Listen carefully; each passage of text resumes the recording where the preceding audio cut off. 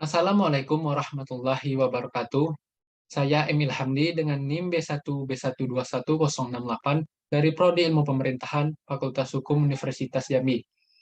Baiklah, di sini saya akan menjelaskan materi pengantar filsafat yang telah saya dapatkan selama 1 semester ini untuk memenuhi UAS pengantar filsafat semester 1. Pengertian filsafat. Filsafat berasal dari bahasa Yunani yaitu filosofia dari kata philen yang berarti mencintai, dan sophia berarti kebijaksanaan. Filosofia berarti cinta atau kebijaksanaan. Orang yang berfilsafat atau orang yang melakukan filsafat disebut filsuf atau filosof, yang artinya pencinta kebijaksanaan. Filsafat berarti cinta kepada kebijaksanaan. Seorang filsuf adalah pencari kebijaksanaan. Ia adalah pencinta kebijaksanaan dalam arti hakikat. Seorang filsuf mencintai atau mencari kebijaksanaan dalam arti mendalam sampai ke dasar-dasarnya. Dilihat dari segi praktisnya, filsafat berarti alam pikiran atau alam berpikir. Berfilsafat berarti berpikir, namun tidak semua orang yang berpikir berarti berfilsafat. Berfilsafat adalah berpikir secara mendalam dan sungguh-sungguh. Tegasnya, filsafat adalah hasil akal manusia yang mencari dan memikirkan suatu kebenaran dengan sedalam-dalamnya.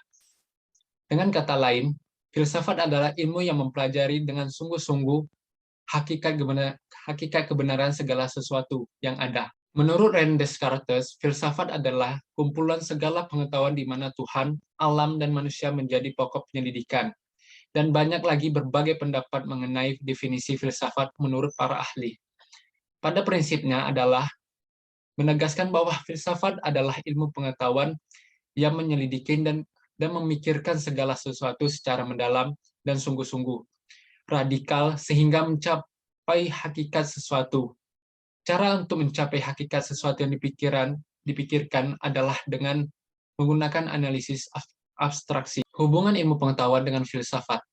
Pengetahuan adalah menjelaskan tentang adanya suatu hal yang diperoleh secara biasa atau sehari-hari melalui pengalaman empiris, kesadaran logis, informasi, dan sebagainya. Pengetahuan dibagi menjadi dua, yaitu pengetahuan biasa, tidak memandang betul-betul sebab-sebabnya, tidak menyelidiki objek sampai habis, tak bermetode, dan tak bersistem. Dan biasanya berdasarkan pada pengalaman dan indrawi. Contoh, tanaman jika tidak disiram dengan air secara teratur, tanaman tersebut akan mati atau layu. Dan yang kedua adalah pengetahuan ilmiah atau ilmu pengetahuan, adalah mementingkan sebab-sebabnya, menyelidiki objek selengkap-lengkapnya, bermetode, dan bersistem. Ilmu adalah usaha pemahaman manusia mengenai kegiatan, struktur, pembagian, hukum tentang hal ikhwal yang diselidiki melalui penginderaan dan dibuktikan kebenarannya melalui riset.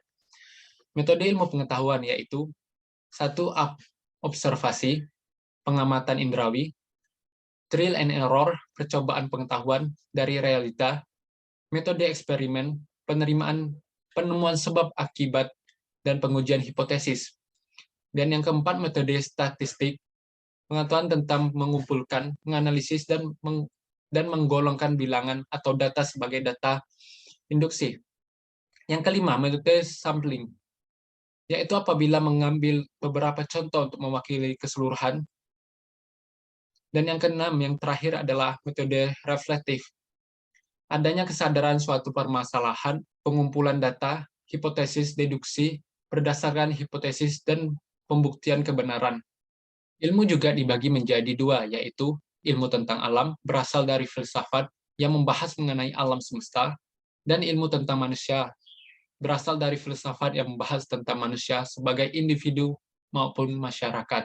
Persamaan filsafat dan ilmu pengetahuan. Keduanya merupakan hasil ciptaan kegiatan pemikiran manusia, yaitu berpikir filosofis, spekulatif, dan empiris ilmiah. Keduanya memiliki metode dan sistem. Keduanya mencari rumusan sebaik-baiknya, menyelidiki objek selengkap-lengkapnya sampai habis-habisan. Keduanya memberikan pengertian mengenai hubungan yang ada antara kejadian-kejadian yang kita alami dan mencoba menunjukkan sebab-sebabnya. Keduanya hendak memberikan penjelasan tentang kenyataan seluruhnya, timbul dari hasrat manusia akan kebenaran. Hubungan filsafat dan ilmu pengetahuan. Filsafat dan ilmu pengetahuan, keduanya menggunakan metode reflective thinking di dalam menghadapi fakta-fakta dunia baru. Filsafat dan ilmu pengetahuan menunjukkan sikap yang terbuka, serta memberikan perhatian yang tidak berat sebelah terhadap kebenaran. Keduanya tertarik terhadap pengetahuan yang terorganisir dan tersusun secara sistematis. Ilmu memberikan filsafat sejumlah bahan-bahan deskriptif dan faktual, serta esensi bagi pemikiran filsafat. Hubungan filsafat dan agama. Peran filsafat dan agama. Peran agama terhadap filsafat adalah untuk meluruskan filsafat yang spekulatif, kebenaran mutlak yang ada pada agama. Peran filsafat terhadap agama adalah membantu keyakinan manusia terhadap kebenaran mutlak itu dengan pemikiran yang kritis dan logis. Perbandingan filsafat dan agama. Agama adalah unsur mutlak dan sumber kebudayaan, sedangkan filsafat adalah salah satu unsur kebudayaan tersebut. Agama adalah ciptaan Tuhan, sedangkan filsafat hasil spekulasi manusia. Agama adalah sumber-sumber asumsi dari filsafat dan ilmu pengetahuan. Sedangkan filsafat menguji asumsi-asumsi sains, dan sains mulai dari asumsi tertentu. Agama mendahulukan kepercayaan daripada pemikiran, sedangkan filsafat mempercayai sepenuhnya daya pemikiran. Agama mempercayai akan adanya kebenaran dan hayalan dogma-dogma, sedangkan filsafat tidak mengakui adanya dogma-dogma agama sebagai kenyataan tentang kebenaran. Titik persamaan antara filsafat, agama, dan ilmu. Sama-sama bertujuan untuk mencari kebenaran dengan menggunakan metodenya masing-masing.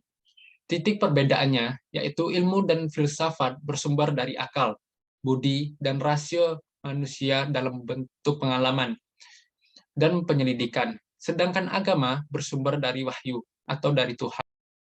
Epistemologi. Dalam pembahasan filsafat ilmu, epistemologi dikenal sebagai subsistem dari filsafat.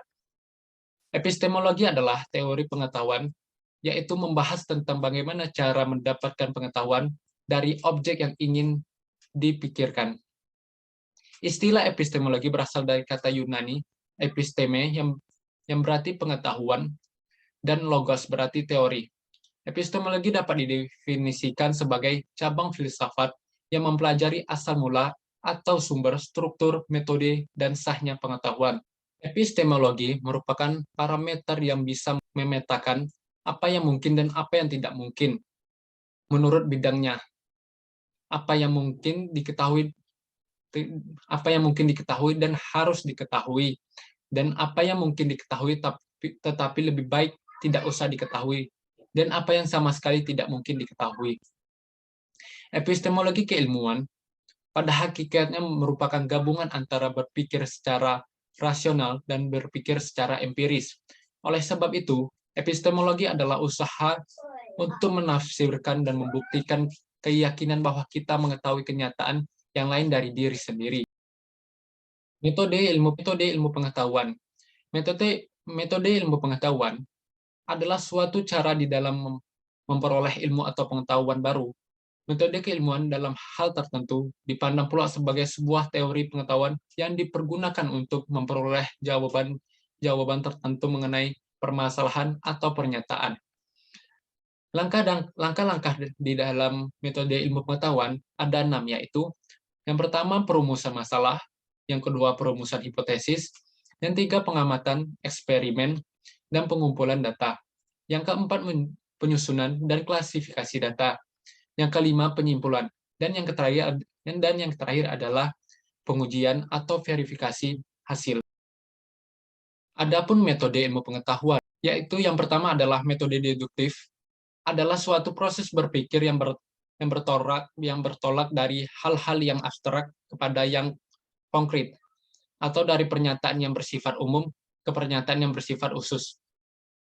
Melalui mekanisme serangkaian pernyataan yang disebut silogisme.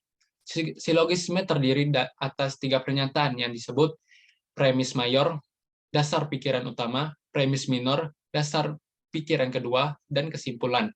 Contohnya, P mayor. Badminton merupakan cabang olahraga yang paling berjasa dalam mengharumkan nama Indonesia di tingkat internasional. P minor. Kevin merupakan salah satu atlet unggulan badminton di Indonesia. Kesimpulannya adalah Kevin termasuk orang yang paling berjasa dalam mengharumkan nama Indonesia di kancah dunia. Yang kedua, metode induktif. Dimulai dari bukti-bukti yang khusus, dan atas dasar bukti-bukti yang khusus itu ditarik kesimpulan yang bersifat umum sesuai dengan cara kerjanya. Maka pengetahuan ilmiah memiliki ciri-ciri sebagai berikut. 1. Objektif. Artinya bebas dari penilaian yang bersifat subjektif dan kebenarannya didukung oleh bukti-bukti. Yang kedua, rasional. Artinya sesuai dengan logika atau aturan penalaran. Dan yang ketiga, sistematis. Artinya dilakukan dan disusun secara teratur dan sesuai dengan teori-teori yang sah. Yang keempat, generalisasi. Artinya pengetahuan itu dapat diterapkan pada fenomena lain, bukan hanya pada objek tertentu saja. Kebenaran ilmu pengetahuan. 1. Teori korespondensi atau teori persesuaian. Benar apabila sesuai dengan kenyataan. Jadi kebenaran dirumuskan sebagai persesuaian antara pengetahuan kita dengan objek pengetahuan. Artinya, apa yang kita ketahui itu cocok dengan kenyataan. Yang kedua, teori konsisten atau koherensi. Dianggap benar apabila proporsi tersebut memiliki hubungan dengan gagasan dari proporsi sebelumnya yang telah dianggap benar, atau proposisi itu konsisten dengan proposisi sebelumnya. Jika setelah dilakukan eksperimen berkali-kali dan hasilnya tetap sama, konsisten, maka itu akan dianggap benar. Yang ketiga, teori pragmatik. Menurut teori ini, suatu proposisi dikatakan benar apabila proposisi itu berlaku, dapat digunakan, dan berguna. Dan yang keempat, yang terakhir, yaitu kebenaran wahyu.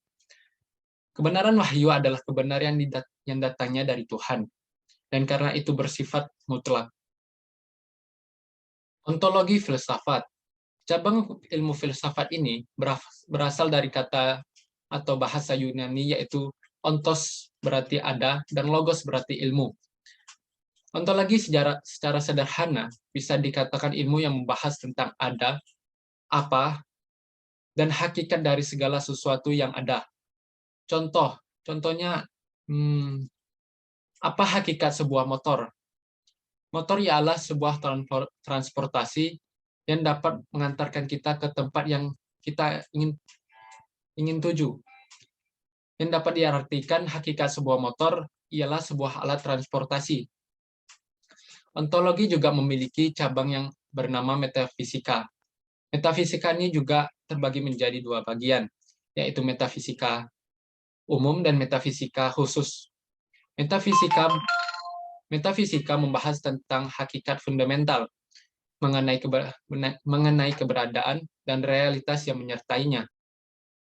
Metafisika umum adalah membahas tentang ada, wujud, keberadaan suatu benda, hakikat dan lain-lain, hakikat dan lain-lainnya. Sedangkan metafisika khusus membahas tentang kosmologi, alam semesta atau dunia, antropologi manusia, dan teologi.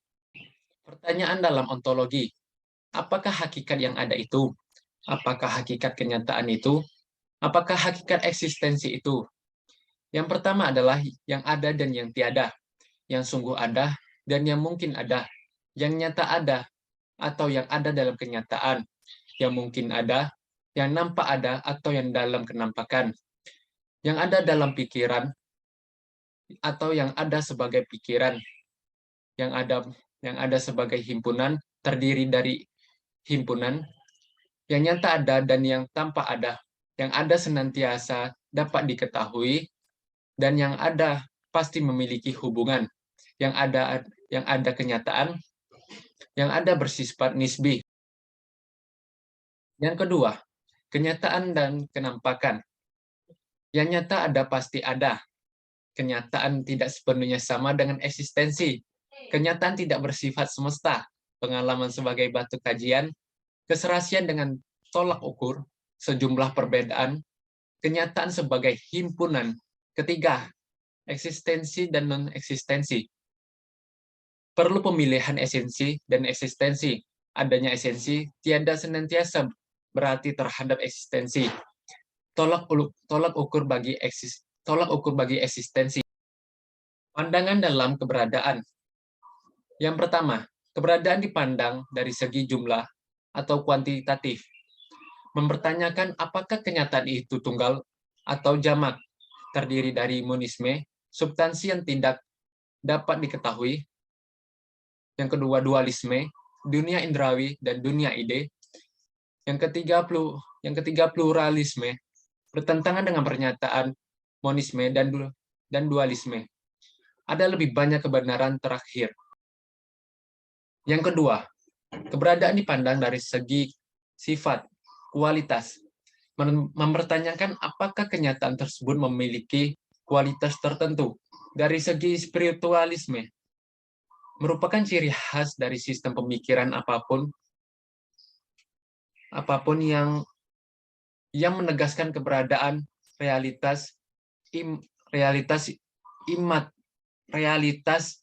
imaterial yang tidak terlihat oleh indera. Dari segi materialisme, menyatakan hal yang dapat dikatakan benar-benar ada adalah materi. Mungkin hanya itu yang dapat saya sampaikan dari penjelasan mengenai materi selama semester 1 ini. Lebih kurangnya saya mohon maaf kepada manusia, saya memohon maaf kepada Allah, saya memohon ampun. Wallahumma fil ila ala qawmi thoriq. Wassalamualaikum warahmatullahi wabarakatuh.